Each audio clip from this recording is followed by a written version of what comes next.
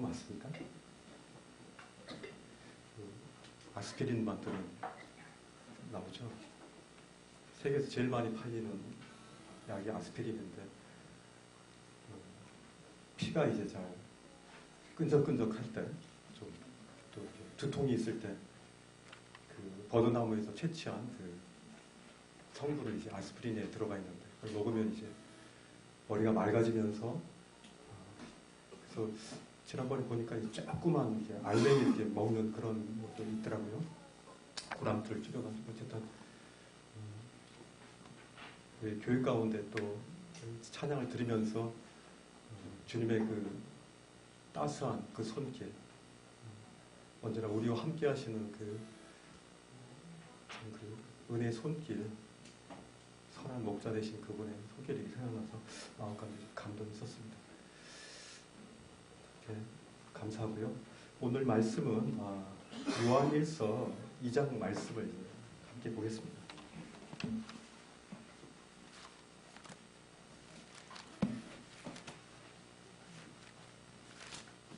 요한일서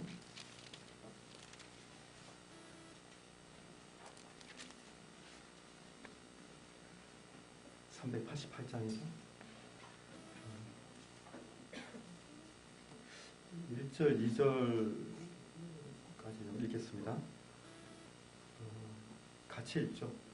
1절, 2절. 요한일서 2장 1절, 2절 같이 읽겠습니다. 시작. 나의 자녀들아, 내가 이것을 너에게 쓰면 너희로 죄를 범하지 않게 하려 합니다. 만일 누가 죄를 범하여도 아버지 앞에서 우리에게 대언자가 있으니 곧 의로우신 예수 그리스도시라. 그는 우리 죄를 위한 화목 제물이니 우리만 위할 뿐 아니요 온 세상의 죄를 위함이라 하십니다. 이 요한일서는 지난번에 말씀했듯이 요한이, 사도 요한이 이 책을 지은 것으로 이렇게 말씀을 드렸습니다. 사도 요한이 이 성경 신학에서 세 가지 책을 썼죠. 첫 번째는 어떤 책이죠? 요한복음입니다. 그 요한복음은 예수 그리스도와 함께 사도 요한이 예수 그리스도를 그 공생애를 함께 살면서 아주 자세히 본받았고 그분의 말씀을 들었고 또 사도 요한은 굉장히 사랑받기를 좀 유독 스킨십이 또 있는 그런 제자였습니다. 굉장히 많이 사랑받기를 원하던 그 제자였습니다. 그래서 요한복음을 통해서 예수 그리스도께서 자기 자신과 또 유대와 이 인류를 위해서 하신 그 일들에 대한 것입니다. 그래서 요한복음을 자세히 보면은 그 놀라운 우리가 어떻게 죄에서 벗어날 수 있는가에 대한 놀라운 복음들이 그곳에 다 있습니다. 우리가 어떤 존재이고 그리고 우리가 그 정말 어쩔 수 없는 그 용서받을 수 없는 그런 처참한 지경에서 우리 주님이 바로 십자가를 못 박혀 죽으셨고 또 부활하시고 우리 죄를 다 용서하시는 어떻게 보면 요한복음은 교리적인 그런 용어를 쓴다면은 우리를 의롭다 하는 칭의의 그런 말씀들을 기록됐다라고 볼 수 있습니다. 요한서신은 어떻습니까? 요한서신은 구원받은 그런 성도들에게 삶 속에서 맞닥뜨리는 그런 굉장히 다양한 상황 속에서 성경은 그 모든 것들을 다 우리 가운데 솔루션을 제공하지 않습니다. 그러나 맞닥뜨린 그런 상황 속에서 하나님과의 그런 관계 속에서 바로 그리스도 안에서 우리가 어떻게 어떤 원리들로 그런 맞닥뜨리는 그런 상황들을 그분에게 어떻게 이양하는가, 어떻게 이 문제를 푸는가에 대한 우리가 그리스도를 점점 닮아가는 그런 성화의 그런 모습들을 나타내기도 합니다. 그래서 저는 요한 서신을 보면서 하나님과의 그런 교제 속에서 하나님과의 그 연합 속에서 우리가 어떻게 살아갈 것인가 그것을 말씀한다고 봅니다. 또 마지막 책인 요한계시록 어떻습니까? 영화죠. 바로 앞으로 우리에게 다가올 우리의 이제 이 땅 가운데서의 삶이 끝나고 이제 하나님과 우리의 몸이 변화해서 영화로운 그런 삶, 그것들에 대해서 요한계시록은 말씀하고 있습니다. 그래서 요한복음과 그 다음에 요한일서, 그 다음에 요한계시록을 통해서 칭의와 또 성화와 이 영화로움, 영화에 대한 부분들을 요한은 이렇게 저희 가운데 들려주려고 했던 것 같습니다. 이 요한복음을 읽으면요, 이 요한복음과 요한 1서에 가장 처음에 똑같은 단어가 나옵니다. 어떤 단어죠? 태초죠. 그래서 요한은, 사도 요한은 바로 태초에 시간적이고 공간적인 그 부분들을 동일하게 말씀하고 있습니다. 태초에 말씀이 계신다. 그죠? 이 말씀이 우리와 함께 계셨고, 이 말씀은 곧 예수 그리스도, 하나님이시죠. 그죠? 그리고 이 말씀에 대한 부분에 대한 것들을 요한 1서에서도 동일하게 언급하고 있습니다. 그래서 요한 1서에도 이 태초부터 있는 생명의 말씀에 관하여 사도 요한은 듣고 보고 만진 바 되고 자세히 본 바 되었다. 얼마나 그 예수님을 따라다니면서 자세히 봤겠습니까? 놀라운 건요, 요한복음에서의 사도 요한과 요한일서에서의 사도 요한은 상당히 많이 달라져 있습니다. 그 당시에는 사랑을 받으려고만 했던 그런 이기적인 그런 사랑을 받으려고 했던 그런 사람이었지만, 그러나 점차적으로 시간이 지남에 따라서 사도 요한은 이제 그 주님의 사랑을 다른 이들에게 주는 사랑의 사도가 되어버린 거죠. 사랑받는 사도에게서 이제 사랑을 주는,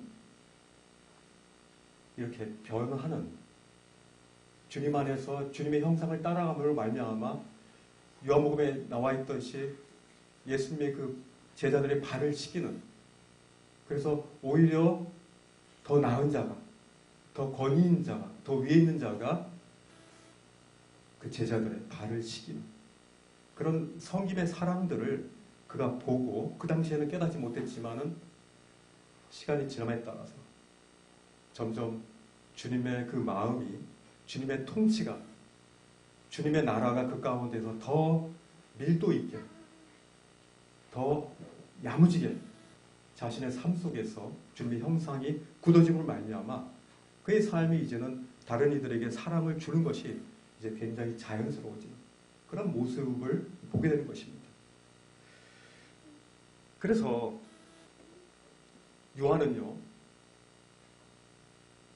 이 요한복음 1장 12절에 보면은 우리 구원의 확신에 대한 부분들을 분명하게 얘기하는데요.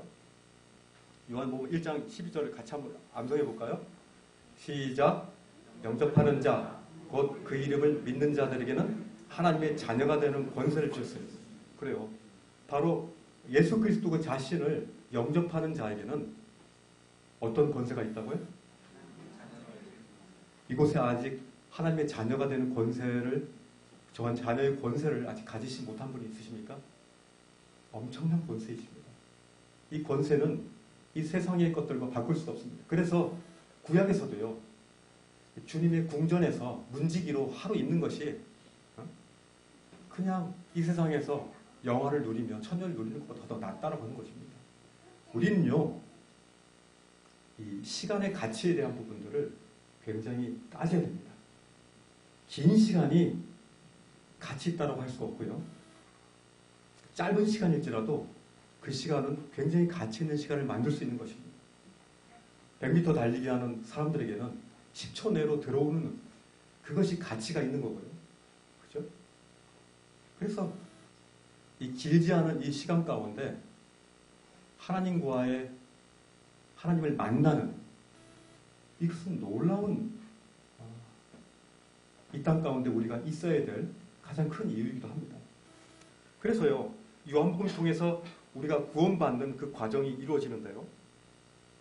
요한복음 5장 24절에 보면요, 예수님께서 내가 진실로 진실로 내게 이르노니 누군지 내 말을 듣고 나 보내신 이를 믿는 자는 어떻게 됐다고요?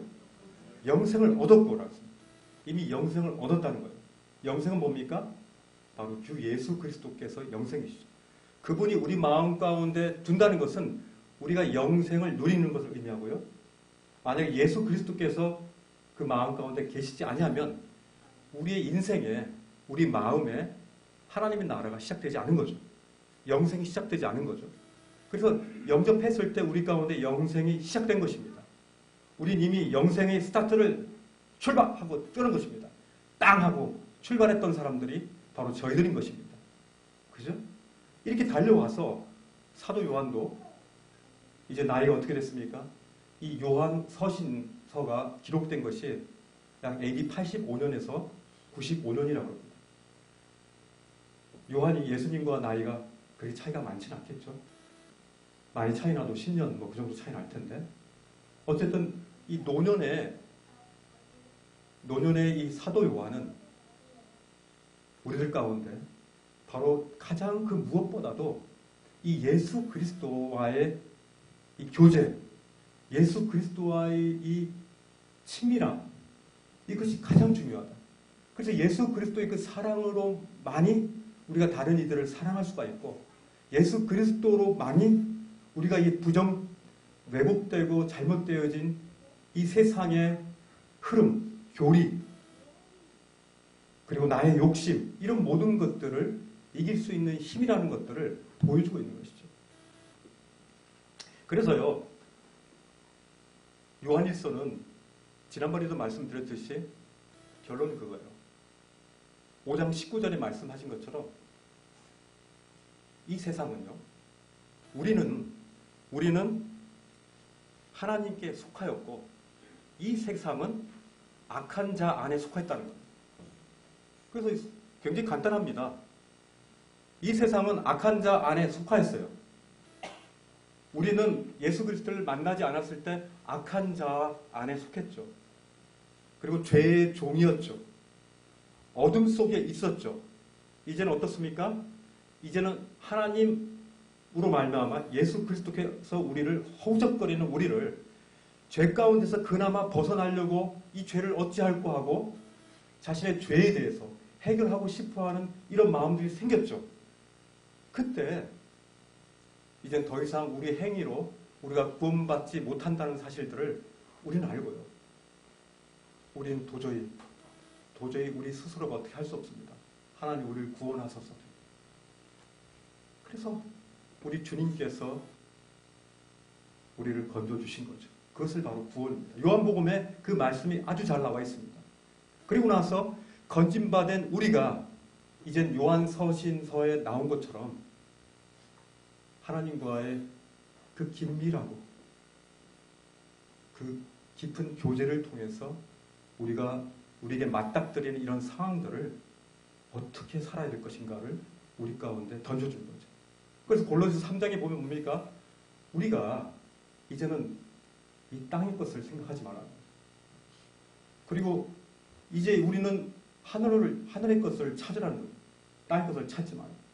왜냐하면 우리는 이미 하나님 우편에 계신 예수 그리스도께서 우편에서 보좌에 앉으셔가지고 우리를 위해서 우리가 어떻게 살아야 될 것인가를 바로 성령님에게 말씀해 주셔서 성령님이 우리를 통해서 우리가 어떻게 살아야 될 것인가를 말씀하시는 거죠. 이게 다 협작입니다. 아버지 하나님과 예수 그리스도 성령님을 통해서 우리가 이 땅에서 맞닥뜨리는 상황들을 어떻게 생각하고 무엇을 찾고 이런 분별을 통해서 우리가 어떻게 더 그리스도의 모습에 더 닮아가는 이 부분들을 생각하고 우리의 지각을 사용해서 우리는 그것들을 선택하고 우리가 실수했을 때 또 하나님께서는 우리를 또한 실수했을지라도 우리를 건지시는 그런 하나님을 지금 요한 서신서를 통해서 우리 가운데 말씀하고 있는 거죠.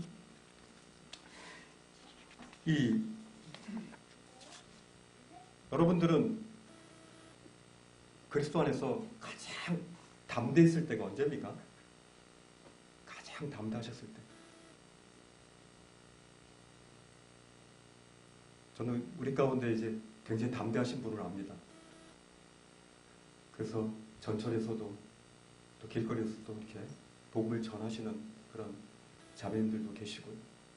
또 마음 가운데 부담으로 계속적으로 이 복음을 이렇게 나눠주고 싶은 이 좋은 것들을 정말 나누고 싶은 마음에 항상 이제 예비된 마음을 가진 형제 자매들을 많이 있다는 것을 압니다. 여러분 가방에도 전도지가 있죠. 서책자도 있고요. 그죠? 준비된 사수가 목표물을 맞출 수 있습니다. 우리 가운데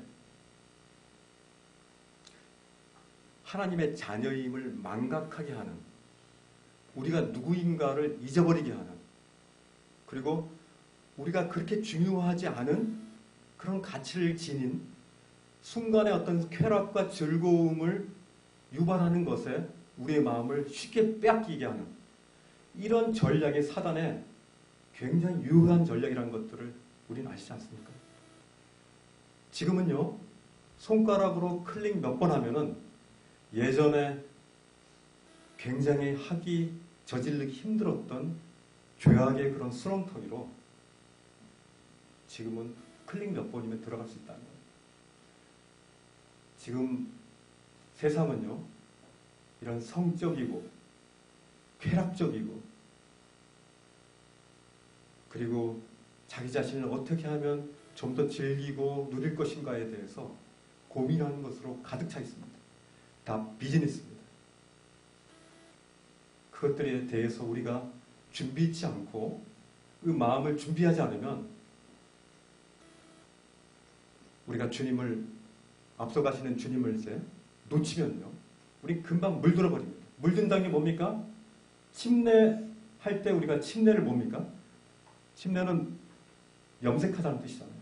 푹 잠겨가지고 한 곳도 빠짐없이 모두가 다 그리스도의 놀라운 그 능력과 사랑과 그 말씀으로 우리가 염색되는 거 아닙니까?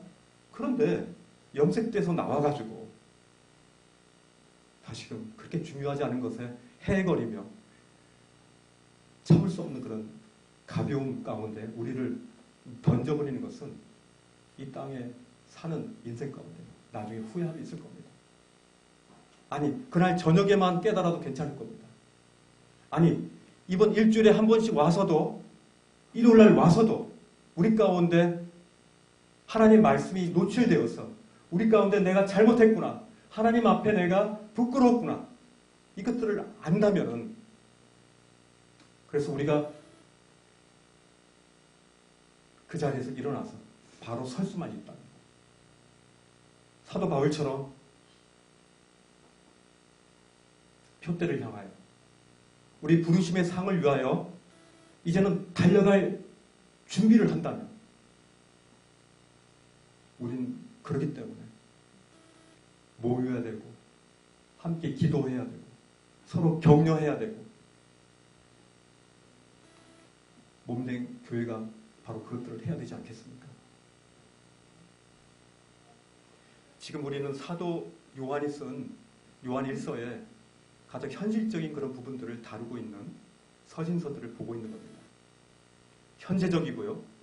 지금 우리에게 맞닥뜨리는 그런 원리들이 어떤 원리로 우리가 이겨야 될지를 우리가 보게 되는 것입니다. 우리가 가장 큰 담대함을 가질 때가 여러 사람들마다 다 다른 것 같아요. 어떤 분들은 구원받았을 때, 이제 나는 이제 구원받았다고 막 손들고 너무나 기뻐 해서 한 3개월, 6개월 가시는 분도 있고요.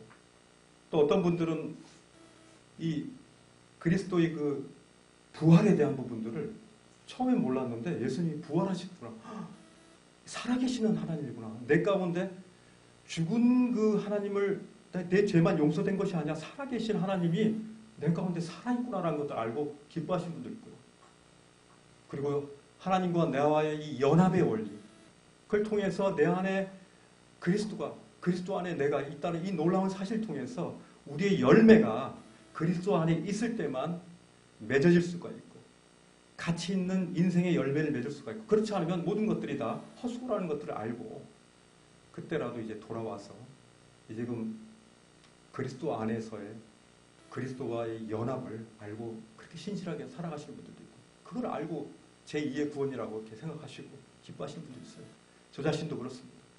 근데 저는요, 이건 제 개인적인 거지만, 저는 제일 기뻤을 때가, 구원받았을 때만큼 버금갈 때가 언제였냐면, 제가 구원받은 이후에 한참 좋았습니다. 한 1년, 2년, 1년까지는 너무 좋았는데, 그 뒤에 제가 또 죄를 저지르는 거예요. 그때 당시에는 약간 좀 구원파적인 그런 게 있었어요. 죄는 다 용서되었지? 그렇기 때문에 내가 이제 죄가 안 짓지? 내가 짓는 죄는 뭐지 그럼? 하나님과 관계를 좀 깨트리는 거야. 그래. 근데 계속 죄를 짓는 거예요. 나중에는 제 자신이 제 자신을 용서할 수 없는 그런 상태가 돼버렸고요. 하나님 볼 면목도 없고요. 이거는 하나님도 볼 면목도 없고 내 자신도 내 자신을 용서할 수가 없고, 나의 말과 내가 보는 이 말씀의 이 모순들이 저를 너무 힘들게 했습니다. 하루하루가 오히려 구원받지 않았으면 하는 그런 고백들이 저 가운데 나오더라고요.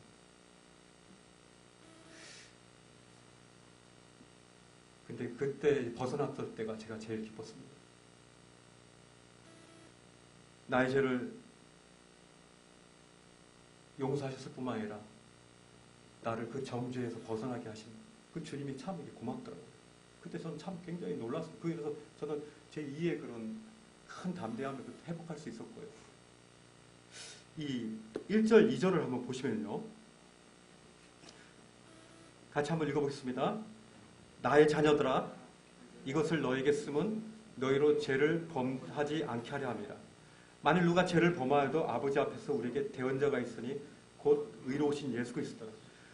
우리에게 굉장히 쉽지 않은 삶의 습관이 있는데요. 이 어떤 원리들을 말씀 가운데서 찾는 것이 참 중요합니다. 그렇지 않으면요, 이 말씀을 우리 삶 속에서 적용시키기가 참 쉽지 않습니다. 성경은요, 오늘 점심 때 뭘 먹으라고 얘기하지 않잖아요. 그죠? 그리고 내가 어떤 판단을 할 때 이 직장을 가야 될 것인지 안 가야 할 것인지 모르잖아요. 뭡니까? 하나님은 이 말씀의 원리에 따라서 우리가 그 원리대로 우리가 그것들을 적용하길 원하시는 거죠. 그래서 그러다가 우리가 어떤 때입니까? 최근에 저에게 여러 주검들이 있었고요. 매형이 너무나 힘들게 하시다가 이제 그것들을 계속 10년 동안 보고 마음 아파하다가 매형이 떠나도 있었고, 또 어머님도 지금 몸이 많이 편찮으셔요. 일어나지 못하세요. 이런 상황들을 보고 또 이번 달에 또 교통사고도 한 2번이나 났습니다. 거의 없던 일들이 거의 생겨요. 그러면서 이럴 때 저의 걸음을 멈추게 됩니다. 그리고 생각하게 됩니다. 내가 지금 이렇게 사는 것이 하나님이 원하시는 삶인가? 내가 과연 주님과의 이 교제가 이게 정상적인 것인가? 생각하게 됩니다. 여러분 그러지 않습니까? 안 그러면 매일매일 삶에 그냥 조그만 일들에 쫓겨가가지고 그냥 긴급한 일들로 그냥 끝마치고 하는데 생각하게 됩니다. 근데요, 또 며칠 지나면은 또 똑같아져요. 그래서 이 삶의 원리들, 이 하나님 말씀의 원리들이 요한서신서를 보면요, 다른 신약도 마찬가지지만은 하나님과의 관계, 이것을 말씀하고 있습니다. 이것에 집중하셔야 됩니다. 하나님과의 올바른 관계, 하나님과의 올바른 교제를 내가 하고 있으면 이 모든 것은 다 절로 이루어지는 거죠. 그리고 마태복음 6장 33절에 뭐라고 되어 있습니까? 너희는 먼저 그의 나라와 예수 그리스도의 나라와 예수 그리스도의 의를 구하면 어떻게 된다고요? 이 모든 것을 더해 주십니다. 다른 건 다 보너스라는 거예요. 메인이 바로 그리스도와의 관계라는 거죠. 그 나머지는 다 그것이 이루어질 때 저절로 굴러 들어온다는 거예요. 이것이 하나님의 원리입니다. 만약에 굴러 들어오지 않아도 나는 그 부가적인 것이 더 좋은데,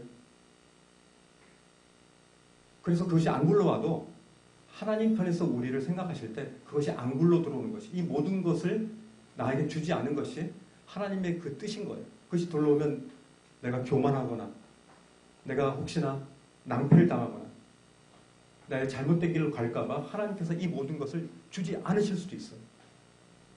그렇기 때문에 너희는 먼저 그의 나라와 그의 의를 구하는 것이 가장 먼저는 바로 그리스도와의 교제, 사무치는 교제, 그분과의 친밀한 대화, 이걸 통해서 우리는 이것이 가장 우선이라는 거예요.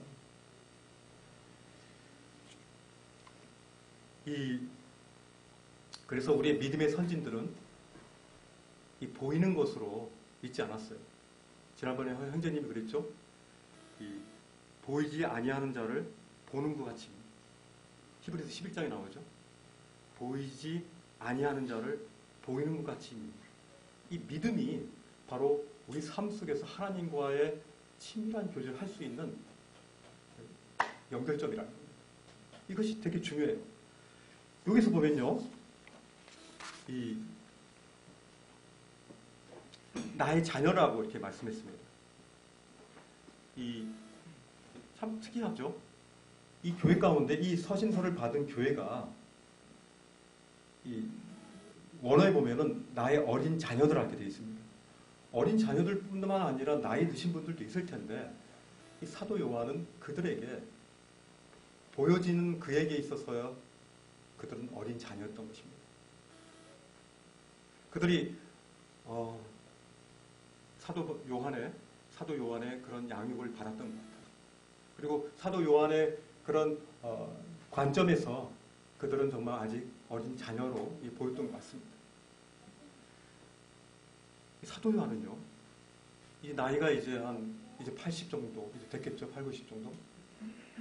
그러면은 그 나이 때 이제는 얼마 남지 않은 그의 여정 가운데서 정말 중요한 말들을 교육 가운데 하고 있는 거예요. 나의 어린 자녀다. 너희는 어린 자녀다. 잘난 체 하지 마라. 이럴 수도 있겠죠. 나의 어린 자녀다.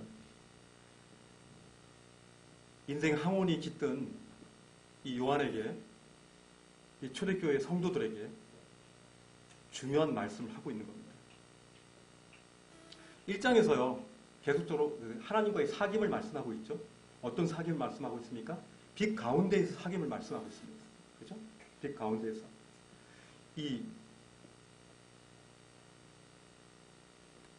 이 하나님과 동행하는 데 있어서, 하나님과 교제하는 데 있어서 가장 방해되는 게 뭡니까? 여러분들은 어떻습니까? 죄죠. 제 개인적으로는 죄입니다. 이거는 하나님께서, 예수님께서 우리 죄를 다 용서하든 그러지 않으셨든 지금도 여전히 우리 가운데 죄가 있습니까? 없습니까? 죄가 있어요? 구원받지 않았네. 영원한 속죄를 믿지 않으십니까? 지금 칭의의 구원에 대해서 말씀하는 것이 아니라 요한 서신서에서는 우리가 이미 근원적인 죄에 대한 용서를 받았지만은 하나님을 닮아가는 그 가운데에서의 우리 죄가 일어난다고 했습니다. 그래서 요한일서 1장 8절에 뭐였습니까? 너희가 만일 죄가 없다고 하면 너희가 스스로 속이는 자라고 했습니다. 죄가 있습니까? 없습니까? 우리 가운데 있습니다. 누가복음 7장에도 사도 바울은 뭐랬습니까? 내 속사람은 하나님의 법을, 그렇죠? 그리고 내 육체의 멤버, 내 육체의 지체들은 죄의 법을 섬긴다고 했습니다. 이 얼마나 우리 가운데 이것이 현실이라는 겁니다. 이 현실이 있기 때문에 우리 가운데 영적인 전쟁이 성립이 되는 거지, 그렇지 않은 우리 가운데 무슨 영적인 전쟁이 있습니까? 이미 다, 그죠? 이 죄는요, 죄가 뭡니까? 가장 기초적인 건데, 죄가 뭡니까? 하나님이 우리 가운데 주신 법을 불순종하는 것이 죄입니다. 그러나 아담과 하와 때부터 지금까지 우리에게 주신 거죠. 모세에게 그 법을 줬죠. 특별히 뭐 살인하지 말라, 간음하지 말라, 도둑질하지 말라. 이건 너무너무나 중요한 말씀입니다. 만약 이 말씀부터 우리가 비껴나기 시작하면 우리는 감당할 수가 없어요. 이 말씀을 무시합니까? 십계명을 무시한다고요? 십계명은 정말 중요한 하나님 말씀입니다. 결코 우리는 그것들에 대해서 무시할 수가 없습니다. 가장 중요한 말씀이기 때문에 하나님이 대표적으로 그 말씀을 주신 거예요. 그러나 문제는 우리가 지킬 수가 없다는 거죠. 우리의 죄를 드러나게 하는 역할들을 그 계명, 그 율법들은 우리 가운데 하는 것이죠. 죄는요, 우리의 양심을 막 찔러댑니다. 그래서 양심이요, 죄가 죄를 지면 우리 양심이 마구 괴롭습니다. 이상하죠? 누가 때리는 것도 아닌데, 누가 본 것도 아닌데, 양심이 이 가슴이 두근거리면서 괴로운 거예요. 견딜 수가 없어요. 그래서 자수하여 감옥 찾잖아요. 왜냐하면 감옥 가는 게 훨씬 더 나아. 그 괴로워하는 것보다. 너무 괴로운 겁니다.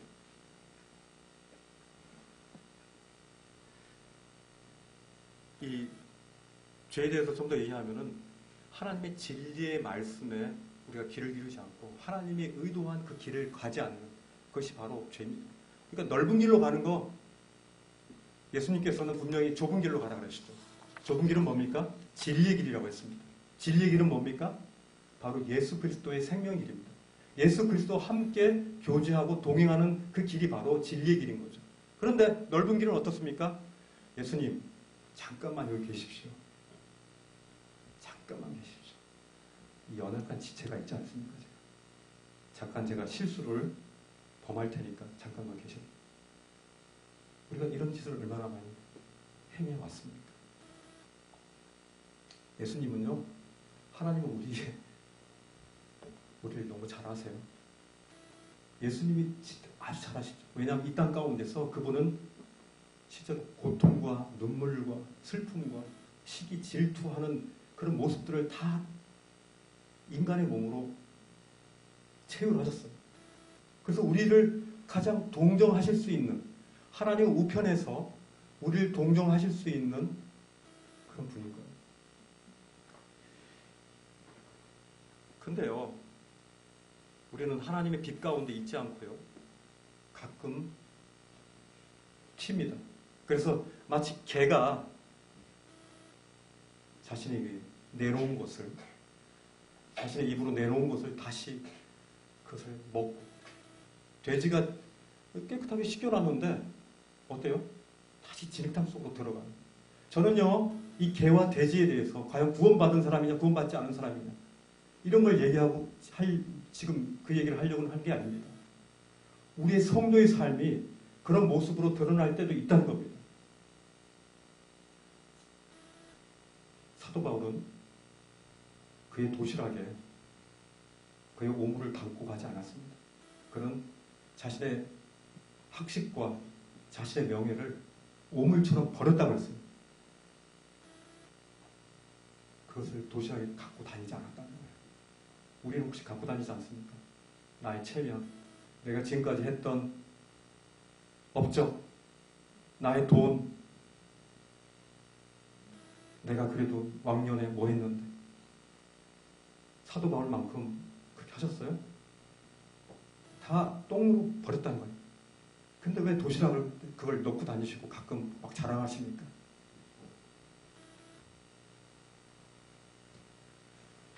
개가 자신이 토해버린 오물을 먹고 돼지가 그 진흙탕에 다시 들어가듯이 우리가 다시금 세상으로 가버린 사람들을 말하는 것입니다. 안타까운 거죠. 하늘의 영광을 버리고 이 땅에 오신 예수님을 다시금 십자가에 못 박는 그런 잔인한 일입니다. 우린 그럴 만한 권리가 없습니다. 우리 성도들에게 예수님을 다시 욕보이는 그런 고난이 우리 가운데 있지 않습니다. 그래서 사도 요한은 바로 이렇게 얘기하는 거예요. 나의 자녀들아, 내가 이것을 쓰는 것은 죄가 너희로 죄를 범하지 말라는 거예요. 왜? 죄를 범했을 때 너희와 하나님과의 교제가 끊어지기 때문에. 그리고 하나님의 풍성한 진리의 통로가 막혀버리기 때문에. 하나님 빛 가운데에서 있다고 얘기를 하면서 고의적으로 죄를 짓는다면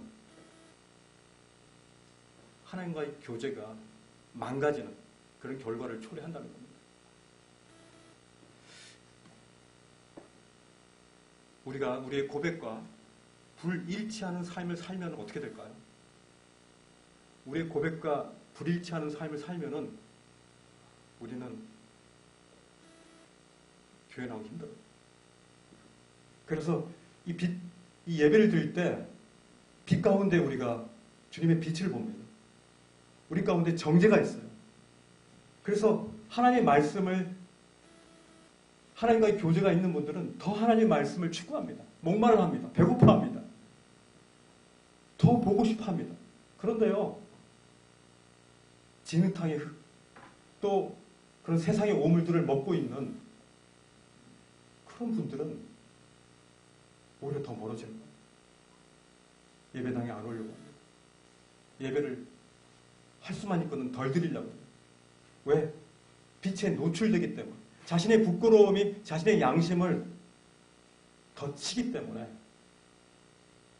인간적인 방법으로 그걸 피하는 거죠.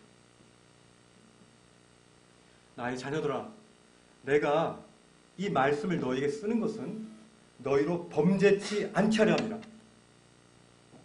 우리가 범죄하지 않게 하기 위해서 사도 바울은 이 말씀을 쓰는 거예요. 이 정죄는요, 이 정죄의 이 고통은 굉장합니다. 제가 앞에 말씀했듯이 저도 20대 초반 때 제가 가장 기뻤을 때가 저의 정죄에서 벗어났을 때라고 했잖아요. 20대 초반 때 저는 계속적으로 제 마음 가운데 반복되는 하나님 앞에서의 부끄러운 그런 모습들을 통해서 계속 스스로 저는 정죄를 했습니다. 그래서 금요일이었어요, 그날. 금요일날 저희가 기도회가 있어서 기도를 하는데 새벽 1시가 됐습니다. 막 소리내서 저희 보통 기도회 하잖아요. 근데 견딜 수가 없었습니다. 나의 이중적인 이런 모습과 이런 괴수 같은 이 말과의 행동이 다른 이런 모습을 좀 견딜 수가 없어서 그곳에 빠져나왔어요. 한결 낫더라고요. 막 기도 가운데 나오니까 얼마나 해방스러운지 좋은지. 그래서 한강을 거들었습니다. 그리고 그 한강대교인가요? 거기 노량진에 있는 거길 가면서 노란 그 나트륨 불빛 아래에서 그 강을 바라봤습니다. 혹시 이렇게 괴롭게 사는 것보다 차라리 죽는 것이 어떨까? 그런 생각이 들었어요. 이거 뭐야 이거. 하나님도 내가 느낄 수가 없고 세상도 나에게 그런 큰 기쁨이 안 돼요. 이게 뭐지? 그래서 제가 한번 쇼를 했습니다. 그 난간에 제 배를 깔고 마치 제가 슈퍼맨처럼 그 강바닥에 난간에 반은 저쪽 강 쪽으로 반은 육지 쪽으로 해서 슈퍼맨처럼 이렇게 하면서 기우뚱거리는 저의 모습을 보게 됐죠. 그때 저 옆에 웬 사람이 한 명 있더라고요. 그가 저를 보고 있었습니다. 그래서 에이 그만하자고 이렇게 에이 나는 죽을 용기도 없구나 하고 이제 읽고 있는데 다시 봤는데 그 사람이 없어졌어요. 그건 뭔지 모르겠어요. 그 당시에 왜 그런지. 이 정죄의식은요, 사람을 정죄의식을 가진 이 성도는 참 괴로운 삶을 삽니다. 그걸 우리는 침체라 그러기도 하고요, 침륜 속에 있다라고 표현을 합니다. 이것은 다른 어떤 것으로도 치유할 수가 없어요. 밤새 길을 걷다가 새벽 해가 올라오는 걸 봤습니다. 저희 집이 그때 방배동이었는데, 그때 방배동에 도착해서 바로 잠이 들었어요. 잠이 들고요. 아침에 딱 일어나자마자 제 마음속에 하나님 주시는 하나님의 자녀인 것들 내가 그때 확실하게 되었는데 로마서를 읽어라. 로마서에 너의 그 솔루션이 있다. 그걸 느끼는 것 같았어요. 그래서 로마서를 읽기 시작했습니다. 로마서 1장, 2장, 3장을 읽으면서 제 얼굴 속에 마치 세수를 하는 것 같이 제 눈물이 터졌습니다. 정말 눈물을 많이 흘렸습니다. 그때 제가 로마서 8장에 이제 딱 임했을 때 전 놀라운 해방감을 가졌습니다. 그럼 예수 그리스도 안에 있는 자에게는 결코 뭐 없다고요? 결코 정죄함이 없다 그랬어요. 저는 이 결코란 말을 굉장히 좋아합니다. 지금도. 예수 그리스도 안에 있는 우리에게는 결코 정죄함이 없다. 왜요? 예수 그리스도 안에 있는 생명의 성령의 법이 생명의 성령이 베풀 법이 우리를 죄와 사망의 법에서 우리를 건지셨다라는 말씀이에요. 그 말씀이 그래서 우리를 해방하였다고 합니다. 죄와 사망에서 우리를 해방하였다는 거예요. 놀라운 해방의 기쁨을 저는 얻었습니다. 그 뒤로부터 제 마음 가운데 정말 몇 년 동안 계속적으로 미친 듯이 학교에서 군대에서 복음을 많이 전한 것 같습니다. 전도지도 많이 했고. 왜냐하면 거침이 없더라고요. 누가 나를 정죄해? 누가 하나님의 사랑에서 나를 끊어? 로마서 8장에 계속 나오는 말씀이죠. 여러분들이 이 정죄에서 아직 벗어나지 못하셨다면 이미 죄를 범했을지라도 하나님은 우리를 정죄치 않으신답니다.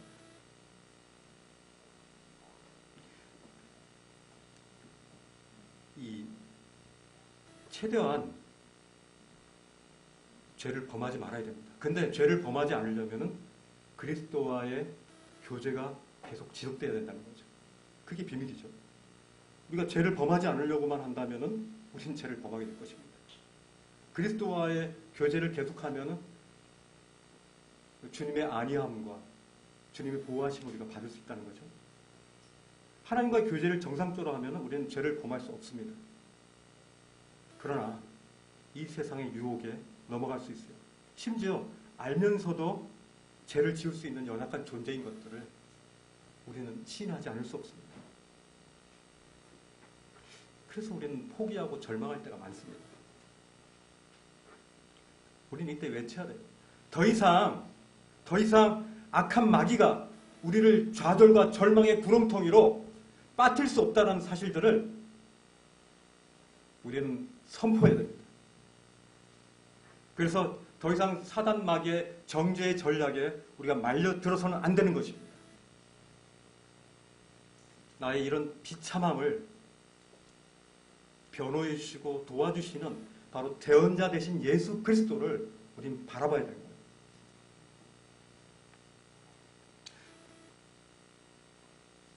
이 대언자라고 말씀이 되어 있습니다. 그죠? 대언자가 무슨 뜻입니까? 이 법정 용어이기도 하고요.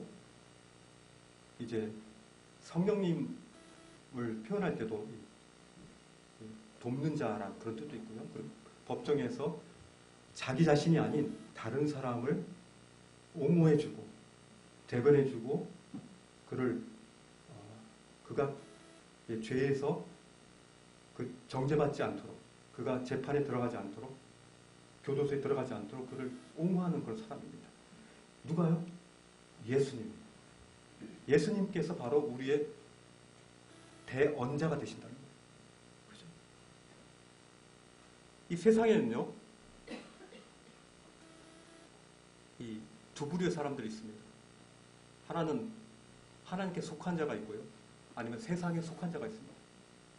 그리고 마태복음 7장에 나오듯이 좋은 열매를 맺는 나무와 같은 사람이 있고요. 나쁜 열매를 맺는 사람이 있습니다. 하늘 아버지의 뜻을 자연스럽게 행하는 그런 사람들과 종교 생활을 하는 사람도 있습니다. 마태복음 7장에 어떻게 되어 있습니까? 주여 주여 하는 자마다 다 아버지의 하나님의 나라에 들어가지 못한다는 것을. 선지자 노릇하고 귀신을 쫓아내고 권능을 행했어도 그가 하나님 나라에 들어오지 못하는 이런 참담한 일들이 나중에 벌어질 수 있다는 거예요. 하나님께서 도무지 내가 너를 모르겠다. 도무지. 왜요? 그러니까 하나님과의 제대로 교제한 것이 없고 스스로의 삶을 살아간 거예요. 자아가 판단해서 이렇게 하면 되겠지라고 종교적인 그런 삶을 살았던 사람의 마지막 종말의 모습인 것입니다. 하나님께서는요, 우리가 죄를 짓도록 우리를 새로운 피조물로 만들지 않았습니다. 우리가 침례를 받고 나서요, 새 생명이 됐는데 계속적으로 동일한 죄를 범하고 할 때 우리는 생각해야 돼요. 과연 내가 하나님의 자녀인가? 생각하셔야 됩니다. 왜냐하면 마지막 날 내가 너를 도무지 모르겠다라고 말씀하실 수도 있으니까. 근데요, 일단 구원에 대한 부분은 명확하지만 우리를 정죄할 때, 그래서 이 말씀을 하는 건요, 사랑하는 나의 어린 자녀들이라고 얘기했잖아요. 대상이 바로 구원받은 성도들에게 얘기하는 거예요. 하나님의 예수님께서 화목제물이 된 것은 우리뿐 아니라 세상 모든 인류를 위해서 하셨지만은 우리를 위해서 대언하시는, 우리를 정죄치 않게 해서 우리 스스로가 우리를 정죄하는 그 정죄 속에서도 그렇게 하지 못하고 하나님의 앞에서 우리를 대변해 주시는 그 대언자 되신 예수 그리스도께서 우리 가운데 계시다는 거예요. 이 말씀을 보면요, 대언자가 어디에 있습니까? 하나님 앞에 있습니다. 이 앞에서란 말은요, 바로 서로를 바라보고 있다는 그런 뜻이 있습니다. 원어에 하나님과요, 그 대언자 되신 그 아들 예수 그리스도가 우리가 어떤 잘못을 저지를 때마다 예수님께서 그를 이래서 얘 이렇습니다. 제가 이미 용서했으니까 용서해 주십시오. 매번마다 그렇게 한다는 것이 아니라 예수님이 하나님 앞에서 하나님과 함께 대면하고 계시다는 거예요. 서로 바라보고 계시다는 거예요. 그래서 우리가 말할 수 없는 탄식으로 고민하고 정죄하고 할 때 바로 예수 그리스도가 우리를 인성으로 우리를 너무나 잘 이해하시고 고통을 이해하시는 그분이 바로 하나님과 대면하시면서 우리의 마음들을 전달하신다는 거예요. 그렇게 대언하신다는 걸 의미하는 겁니다. 이게 얼마나 놀라운 겁니까? 얼마나 자유로운 겁니까? 우리의 대언자 되신 예수 그리스도가 하나님과 함께 대면하고 계시다. 위치적으로도요, 이 상황이 너무너무나 놀라운 영광스러운 장면입니다. 우리 이 땅 가운데 이리 넘어지고 저리 넘어지고 실수하지만, 그러나 우리의 대언자 되신 예수 그리스도가 하나님 보좌 우편에서 하나님과 함께 서로 바라보고 계시고, 하나님, 예수님 하고 우리가 예수님을 바라보면 예수님이 하나님을 바라보시면서 우리의 연약함을 채울하신 그분이 우리를 대언해 주셨다. 이건 놀라운 일입니다. 시간이 많이 됐기 때문에 이제 마무리를 지어야 되겠습니다. 이 악한 사탄이요, 우리를 계속 물고 막 우리로 하여금 좌절시키고 실망시키고 그럴 때 담대하게 이렇게 외치세요. 아버지 앞에서 나의 대언자 되신 곧 의로우신 예수 그리스도가 계시다. 그분은 나의 죄를 용서하신 화목 제물이 되셨다. 나뿐 아니라 온 세상을 위해서. 그래서 나를 정죄치 않으시고 나를 받아주시고, 그래서 이제 나는 하나님과의 이 교제에 이제 담들이 없는 것입니다. 영광스러운 교제를 계속 하십시오. 만약에 그 교제가 서운하거나 그러면 우리 가운데 죄가 있다는 사실들을 인정하십시오. 만일 저희가 저희 죄를 자백하면 저는 미쁘시고 의로우사 우리를 그 죄에서 바로 건지시는 분입니다. 순간순간 우리 삶 속에서 죄를 축적하지 마십시오. 바로바로 그거를 주님 앞에 토하십시오. 그래서 우리 주님이 우리의 그 토한 것들을 하나님 앞에 대언하시고 서로 막힘없는 그런 담이 될 수 있도록 원활한 교제가 될 수 있도록 그런 지혜를 우리 이 말씀을 통해서 볼 수가 있는 것입니다. 아버지 앞에서 우리에게 대언자가 있으니 곧 의로우신 예수 그리스도시라. 기도하겠습니다. 하나님 아버지, 참 감사합니다. 우리가 주님 앞에서 결국 고개를 들 수 없는 자였음을 주님 앞에 고백드립니다. 우리가 잠시라도 우리 자신을 바라보면 얼마나 우리가 이 세상 가운데 오염되어 있고 주님을 바라보지 않고 이 세상에 눈길을 주고 우리의 발길을 두고 우리의 마음을 뒀던 우리의 참 연약한 모습들을 주님 앞에 고백드립니다.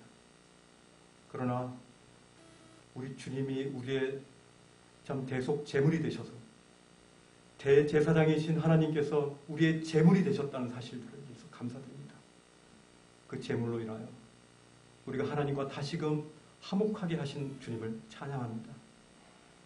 이제 주님 앞에, 저 우리 앞에 이제는 꺼리끼는 죄가 없이 주님과의 그런 사무치는 그런 교제들이 지속될 수 있도록 인도하여 주시고, 이 교회 가운데 아직도 침체와 침륜 가운데 벗어나지 못하는 그런 형제 자매들이 있다니, 오 주님, 그들 가운데 은혜를 베풀어 주셔서 주님의 그 귀한 은혜들을 경험하고 다시금 그 죄를 주님 앞에 고백하고 주님과의 깊은 교제 가운데 들어올 수 있도록, 화목 가운데, 연합 가운데 들어올 수 있도록 주님 은혜를 베풀어 주시기를 부탁드립니다.